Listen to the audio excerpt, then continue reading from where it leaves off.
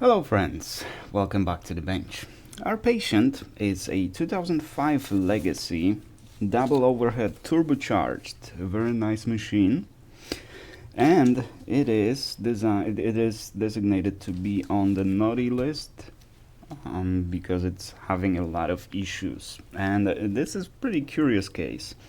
So what we're gonna do is try to take it off the naughty list and put it on the good list, and maybe it'll receive something from Santa today or this year. Now, what are the issues with it? Okay, we have a ticket here. So often the car will not start. It will turn over and initially fire, but dies within a few seconds or less. To fix this issue, I have to disconnect the negative battery cable for about 30 seconds, and then the car will start. Although the idle will slowly rise and then fall multiple times as though the engine is searching for a proper idle position. It will almost die several times, but eventually level out if I let it sit and idle long enough. Then when I drive the car, it will start out fine, but eventually when I accelerate aggressively and let off the accelerator, the RPMs will drop quickly and the tachometer will bounce erratically. At the same time, MPI relay under the passenger dash will click rapidly on and off. Oh, relay. Oh, okay. The relay under the passenger dash will click rapidly on and off. And the cruise lights come on, and yeah, that's typical behavior when there's some engine code. The car will continue to drive, but occasionally it will just die unexpectedly and I lose all power, steering and brakes. Yeah, that's definitely an ECM issue. Well, actually, not necessarily, but it's definitely the ECM will cause that. It also might happen when your alternator is not charging. It might also, on some models, it also can manifest this way when there's IC608 issues, basically the injector driver issues. I've had that happen to me a few times actually. I have already replaced the crankshaft position sensor, very good. Other work I've done on the car includes EGT resistor modification to avoid EGT sensor in the uppipe. TGV flipper removal, I left the shaft motor and position sensor in place, all the PCV hoses. Transmission oil, very good. And filter service coolant flash, that's not always a good idea. Can cover gasket resealed, also, okay. It shouldn't manifest this way if you faulty can cover gasket. New oil pickup tube and oil pan. Shock struts replaced, new spark plugs. So a lot of replacements that are most likely not related to this issue, but it's good to do. And when the car does idle, drive properly, no ignition of misfire, no indication of misfire or rough idle until it begins to fail. The only code it is throwing currently is P0700, generic for communication with the transmission module, and P0725. So that's specific that there's no engine speed communication. Now, so what is wrong with this ECM? So clearly we have an issue, as the code describes, we have an issue with engine speed indication. How does the ECM communicates with TCM to find out what the RPM is? It's crucial for the TPM to know what the RPM is, because based on that we flip the gears, right? So you shift either higher or lower gear depending on, depending on few factors actually, not only the RPM, the actual speed of the vehicle, and a few other factors, but that is the most crucial one, because otherwise how do you know that? How does the TCM know to switch the gear, to shift? Now you might think, because when you connect the scanner to the OBD, you can read the RPM of the engine, right? If you set it next to the RPM gauge, you can see that if you start throttling, the indication on the can is slightly delayed, right? Not by a lot, but slightly delayed.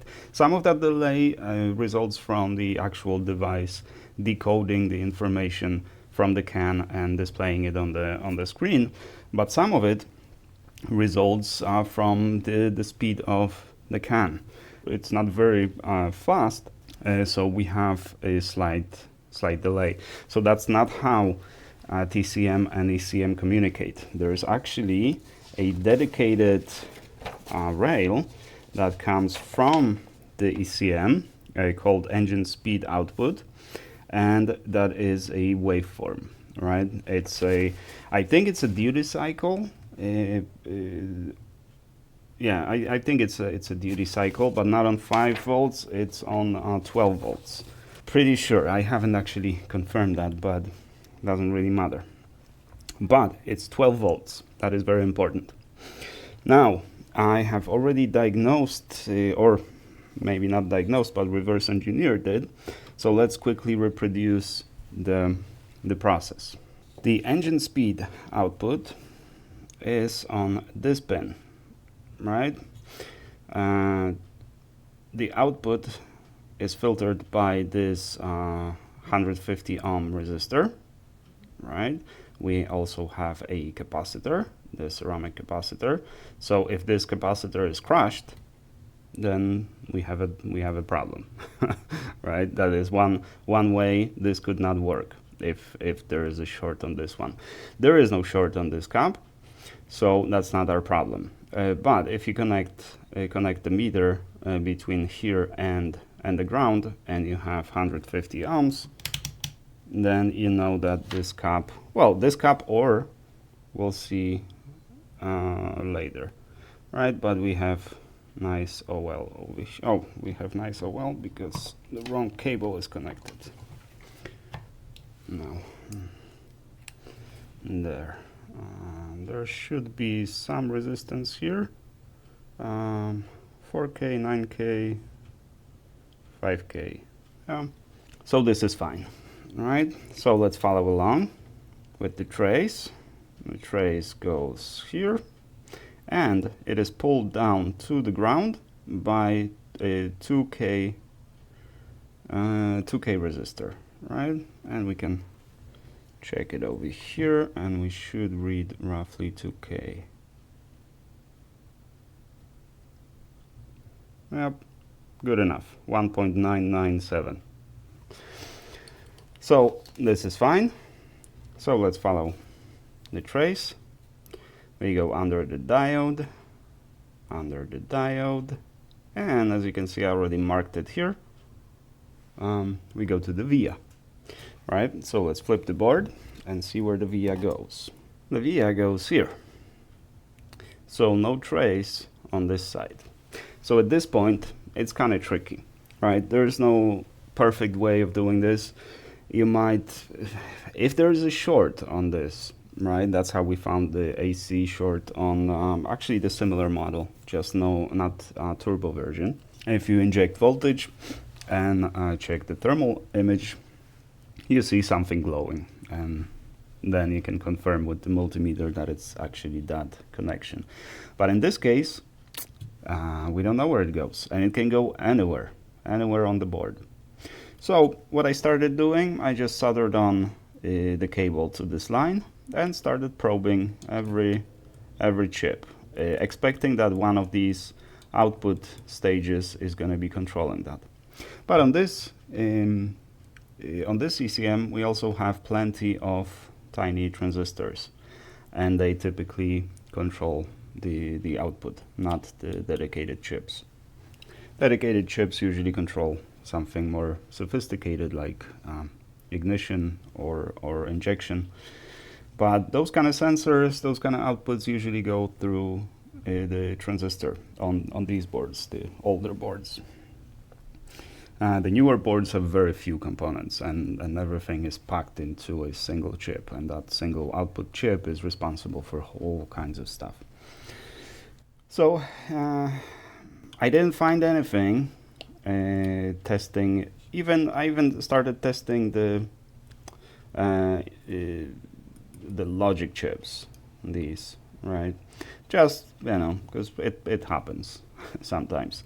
But it's very unusual that the MCU directly drives through the resistor output, right? Very unusual. So once I didn't find anything, I figured let's start testing the transistors, right? And this was actually the first transistor I touched, and beep, that was the one. So this transistor is an L81. I think it's NPN. I don't remember L81. I think this one is PNP. L33 is NPN, if I remember correctly, but it doesn't really matter to our diagnosis. As you can see, the base of the transistor here goes to the output of the MCU, right? So obviously, how does this signal is generated? The MCU generates it based on the information received from the engine. So that's why I said it's very good that the customer replaced the knock sensor and all kinds of other stuff with the engine, just because it could result from that. Because it's not just the ECM relies on a single sensor to calculate the current speed of the engine. It probably also takes the camshaft positions, the crankshaft position sensor, knock sensor, of course, and based on that, it calculates the RPM, right? But also from that, it can detect how much load is on the engine. And so that output signal that we get over here, it is called engine speed output, but it also incorporates the load on the engine. And the reason is simple: if you're going uphill, even if you have high RPM, it doesn't make sense to actually shift to the higher gear, because the engine is going to choke. Right, so for that reason, this output is a lot more sophisticated than just a duty cycle based on the RPM from the engine. Now, since we only have MCU and this transistor on the way, what can be the problem here? Well, problem number one, backup power supply, right? If the backup power supply is low or fluctuates, the output signals here might suffer. It's rather unlikely, but it can happen. But if that happened, we would also have a code for backup power supply low. If this was an alternator and the ECM just gets low voltage, right? Low supply voltage. That would also be reflected in the codes. So probably that's not what it is, but it's good to keep in mind that this behavior, I've seen this behavior, and in my case, it was a result of bad alternator. And the fault in the alternator was intermittent. It happens that the fault is intermittent.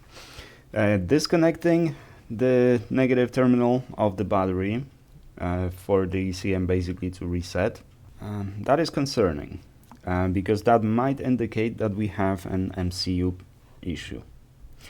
And the only way to know is to just replace the ECM. And I should have received the replacement on Friday, but for some reason the replacement just keep bouncing around Atlanta. For some reason, I don't know, it goes from one distribution center to another, and it's been bouncing around Atlanta for the past 4 days.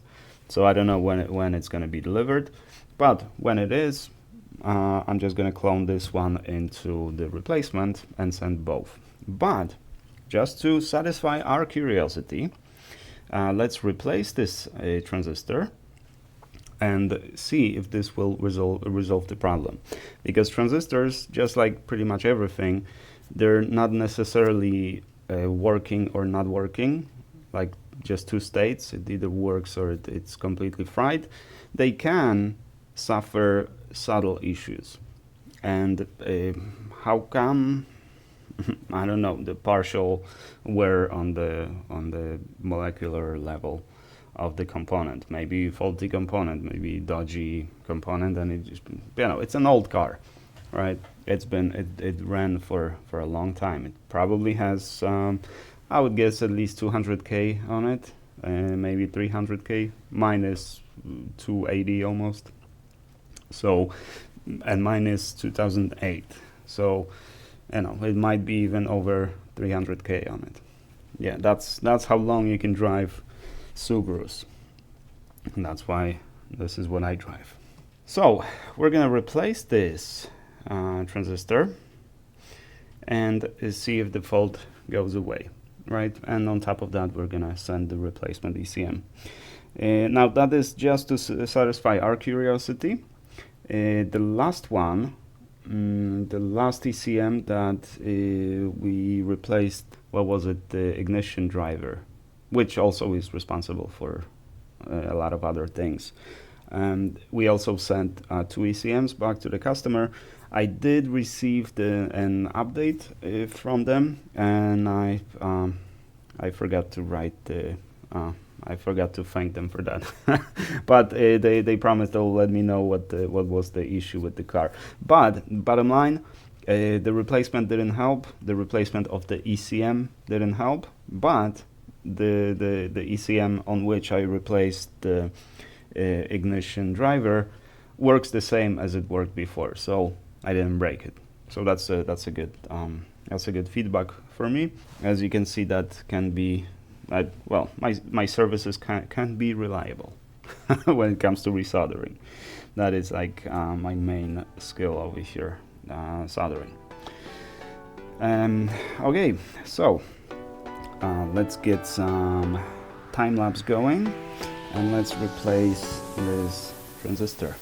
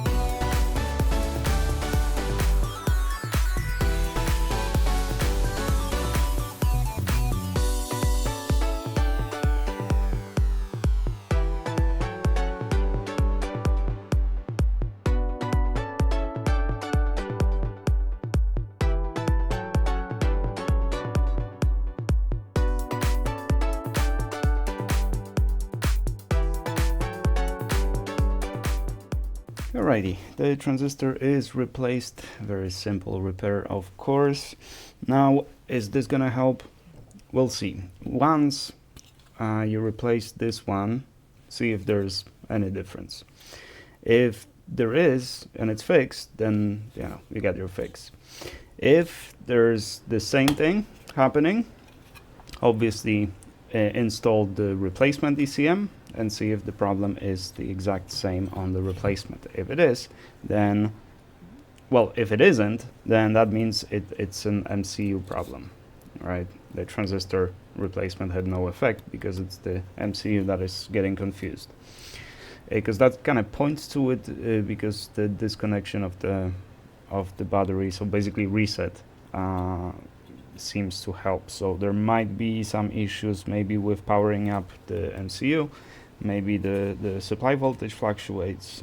We could probably check that, but I don't see anything blown here, and even dry cups shouldn't result in this, but it might. If in all kinds of intermittent issues it can be dry cups, but from my experience so far, about 2 years working with these, it's never the cups.